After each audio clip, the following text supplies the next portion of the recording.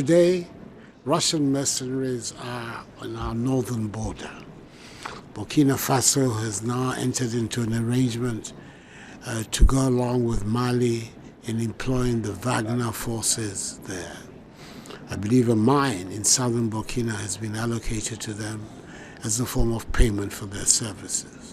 Hello, you're watching Message, and this is the Hot Seat, where it's all about country and people for the betterment of Mother Ghana. And in the interest of Ghana must work, Ghana can work, we want Ghana to work. Please like the video, subscribe to the channel, forward to other Ghana-loving Ghanaians and interested parties. Welcome. Today, we want to look into the conversation that led to our president, Nana Akoufo-Addo, to make a statement that nearly brought Ghana and Burkina Faso to a standstill or a diplomatic distortion. We are wondering why. You see, this is not any different from what it was in the days when we have colonial masters, different nations occupying different territories of Africa, where we were pitted against each other because a different nation occupies our land and causes us to fight. We all look the same. We're literally the same, but because of the introduction of an external forces, we are always almost at each other's neck. And a message on the hot seat, we wonder why. Because it's not any different that in Ghana, Gold Coast, the Brits were in Ghana, the French were in Togo, and they were fighting across the river. It's not any different. Ghana is trying to be in alliance with America, and then Burkina Faso, whether it is true or not, I don't know. It's only when my president said that Burkina Faso has some sort of agreement with Russia for support that I've got to know. I've not seen any document. So if I believe what my president is saying, that means America is in bed with Ghana, or Ghana is in bed with America, Burkina Faso is in bed with Russia. And then our president, who was the ECOWAS chair, was there when Burkina Faso kicked off. Even if it is true, could this conversation not take place between Ghana and Burkina Faso in a more strategic manner?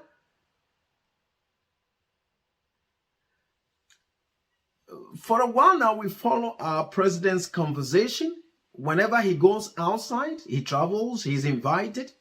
His conversation takes a turn. He's trying to impress, or he has the request of somebody to say something for, I don't know, reward.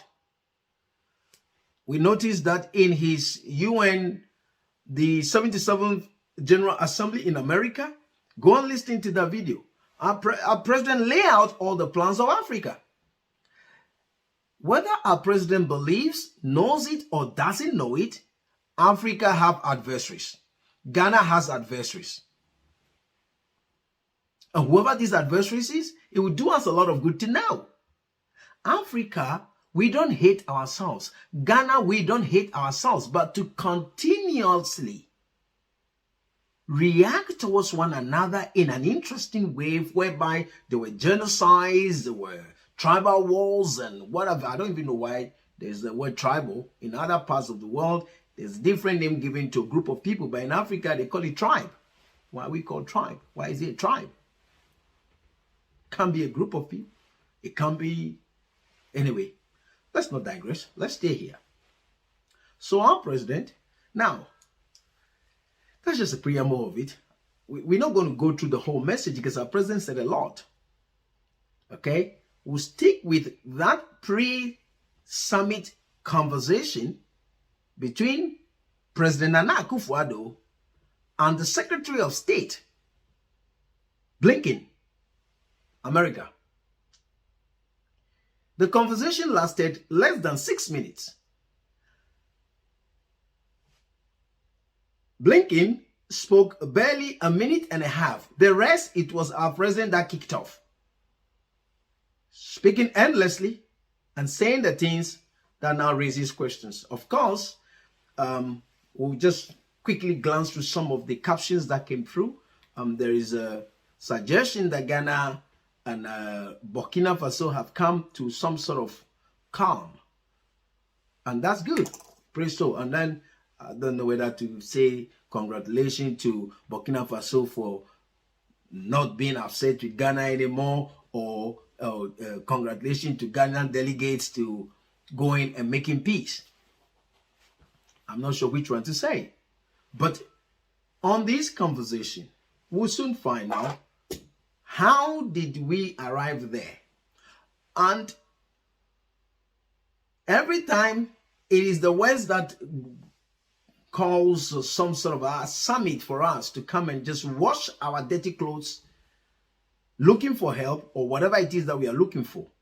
You see, Mr. President Nana Akoufo-Addo, with all respect, all the nations that have built this, have built their economy to a formidable place where they become a force to reckon with, they don't go singing what they were doing, they just do.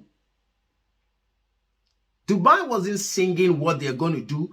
They were just building. They were just doing. The more they do, the more they become appealing to the international world. It's not the amount of talking. It's the amount of doing, Mr. President. Just do. You don't need permission from America. You don't need permission from anybody. Just do. And the more you do, and the more you make sure the corruption within the system that prevents internationals from not being interested in investing in our economy, that it is alleged that when people want to invest in our economy, the amount of red tapes and the monies that they have to pay before the business starts puts a lot of people off. Cut all those red tapes.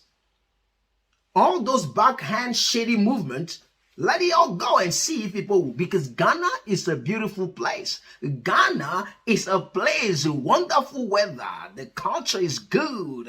The weather is beautiful. Yes, I can continue. So if people are not interested in investing in our economy, we should be asking questions. I'm saying this because I saw some figures on trade economics that begs question, as far as capital flows is concerned. But anyway, let me not digress. Let's stay here. Let's stay with this statement that almost brought Ghana and Burkina Faso to a head-on collision. Why?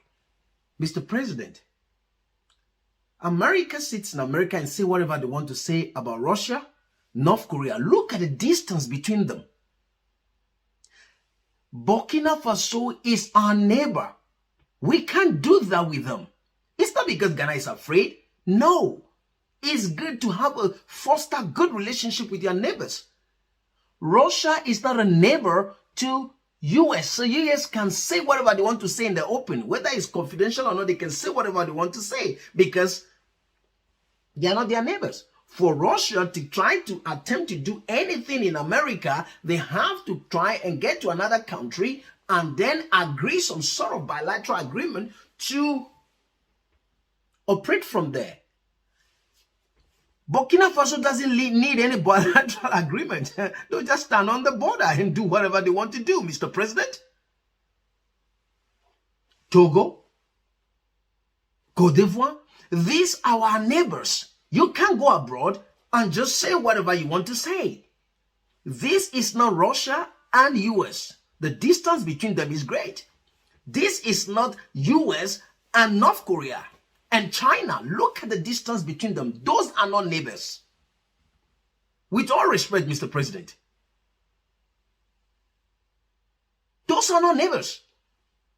So they can be at each other's throat, because for America to even go and fight North Korea, the distance they have to cover. Burkina Faso don't have to cover any distance.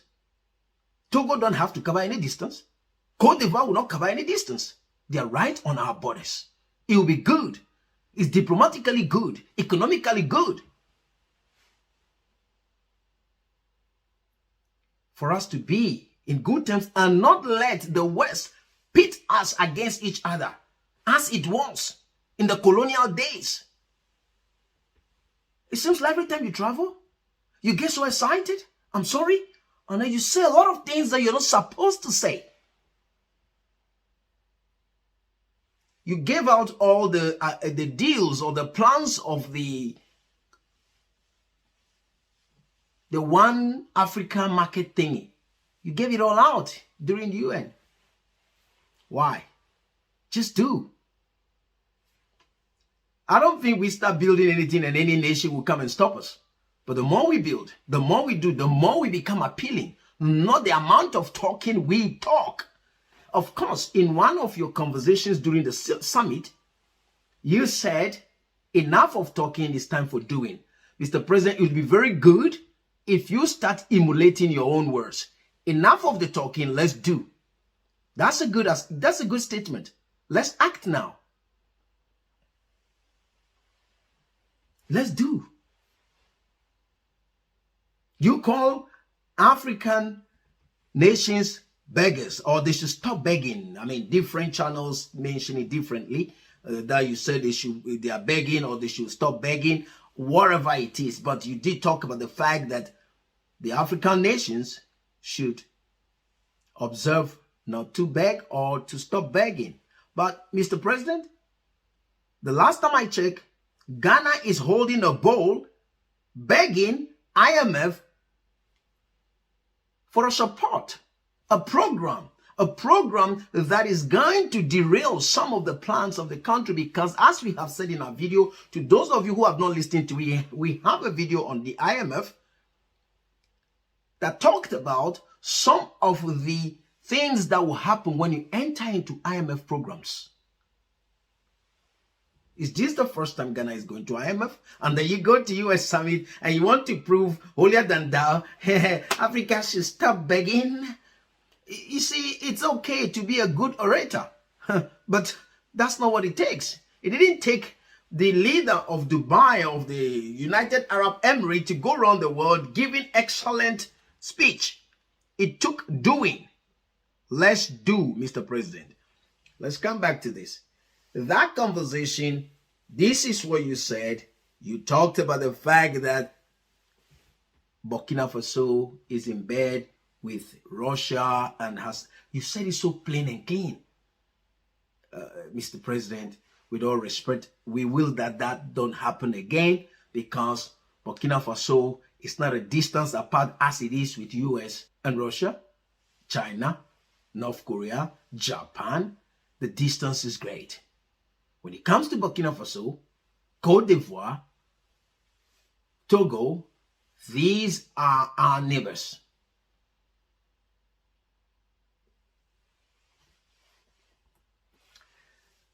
That video is only 5 minutes plus, and you can go and listen to it. Not only read the captions of the channels, just listen to what Secretary of State Blinken said and what our president kicked off and start saying. Leadership in West Africa, the important efforts on regional security.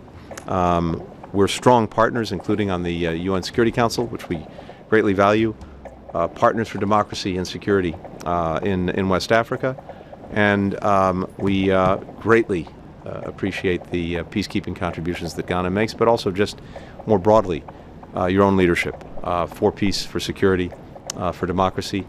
Many challenges, but we're grateful to actually be facing them together, and really pleased to have you here this week for the summit. So thank you, Mr. President. Appreciate the time. So, Mr. Secretary, Thank you very much. I want to thank the American government for the invitation to participate in this summit. I think it's a summit that's been long overdue. I believe it's the second. The last time was what, over 10 years ago? Yeah, perhaps we should be doing it more. But it's good that it has happened. It gives us an opportunity to talk about many common threats and challenges that we have, which you've identified. And particularly for us, to be able to put into relief where we are. Yesterday I had I was part of an extremely useful meeting with the people from the Congress to come and talk about security matters. I believe that, Madam, you were there, you were part of the meeting. And its significance for us. And I think that beyond everything, that is a matter that I want to urge upon you. Today, Russian mercenaries are on our northern border. Burkina-Faso has now entered into an arrangement to go along with Mali in employing the Wagner forces there. I believe a mine in southern Burkina has been allocated to them as a form of payment for their services. Prime Minister of Burkina Faso in the last 10 days has been in Moscow. And to have them operating on our northern border is particularly distressing for us in Ghana.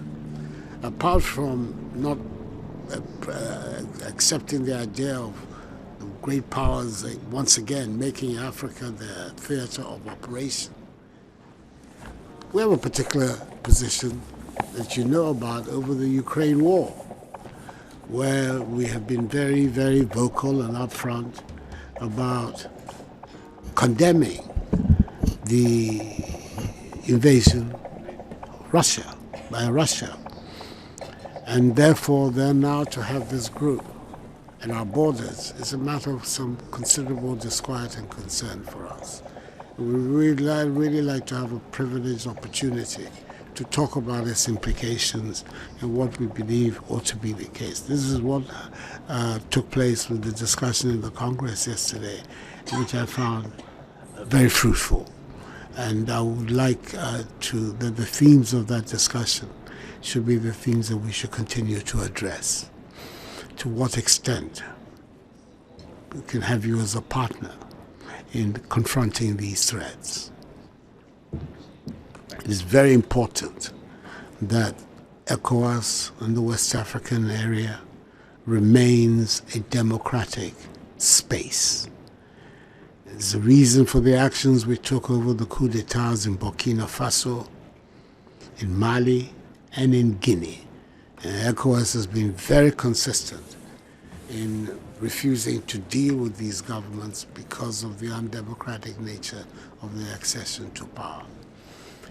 The commitment to democratic values and institutions is a high priority for our states. We in Ghana have been through all kinds of arrangements, governance arrangements in the past, one-party state, all kinds of experiments have taken place. And our people are now very clear in their mind. They want to go down the avenue of democratic engagement. And that is why the last 30 years of the Fourth Republic have been the most stable in our country's history. We want to do everything to preserve that. But there are enemies of democracy who are working hard in West Africa today.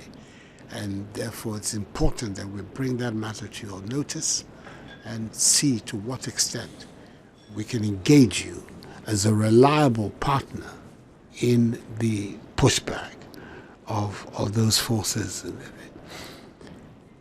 There are other areas, of course, of great significance too, the cooperation for economic growth and for the development and for the making of prosperity for our people, which is to some extent part and parcel of the same fight. Because the young people have things to do, they're not going to be recruits for terrorist forces. So all of that is part and parcel.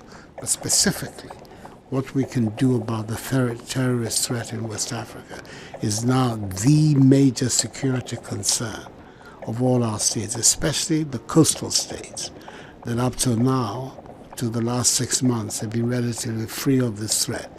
But now on all our common borders of Benin, Togo, Ghana, Cote d'Ivoire, are these forces that are operating there. And we have to find a way to be able to respond and respond. We talked about UN, you talked about this. All the issues that happen in Africa, all the civil wars, the genocide, UN was sitting there watching. Those wars lasted for years, 10, 8, 9, 10 years. What did UN do to stop it? What did ECOWAS do to stop it? So let's not pretend. Let's not say, oh, UN, foster security and all those things. Where was all this securities? When after unseen faces has caused Africans to turn on each other. It's about time we become smarter. And if our president will go around and saying things like this to trigger reaction from a fellow neighbor, no matter what they are or what they choose to do, because they're a sovereign nation. If we don't agree with their choice, speak to them.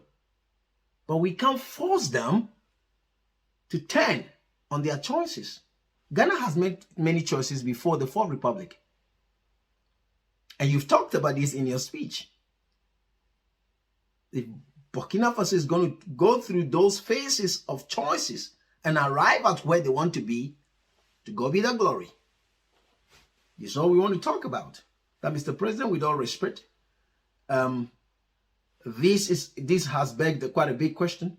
And we think we will have to say something from the hot seat.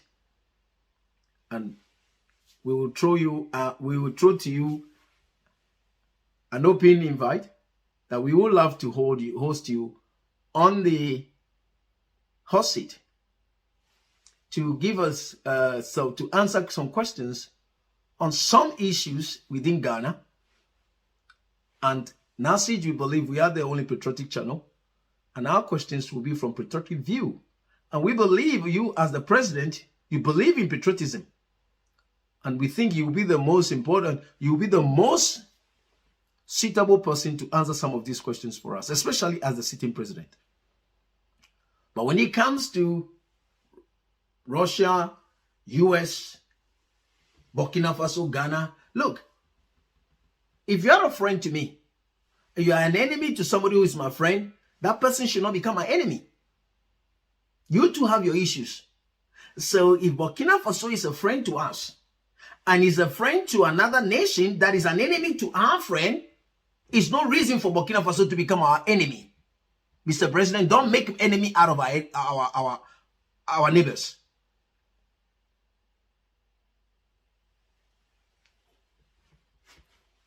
That's all we thought to talk about. Eventually, we didn't even take... Look, the details of that video is there. Think it's better we just keep it simple, nice, and straightforward. Go listen to the video. You go to the United States Department of State. It is there. Secretary Anthony J. Blinken and Ghana President Nana Akoufo-Addo before their meeting, before the summit. That conversation is there. You go to YouTube, it's there. And have a read. And any comment you have, if you think that the hot seat at Nasij, Ghana, is too harsh towards our president's assertion about Burkina Faso and what could have happened, please leave your comment. But we think we have to respect our neighbors' choices and work with them if we think there's a better choice for them. Till we come your way, God bless Mother Ghana. And Mr. President, our invite for an interview is open, and we will reach out to your office. We look forward to that conversation. We're throwing an invite out to you on the hot seat for Ghanaians to hear you answer direct questions from country and people point. Thank you. God bless. See you in our next episode.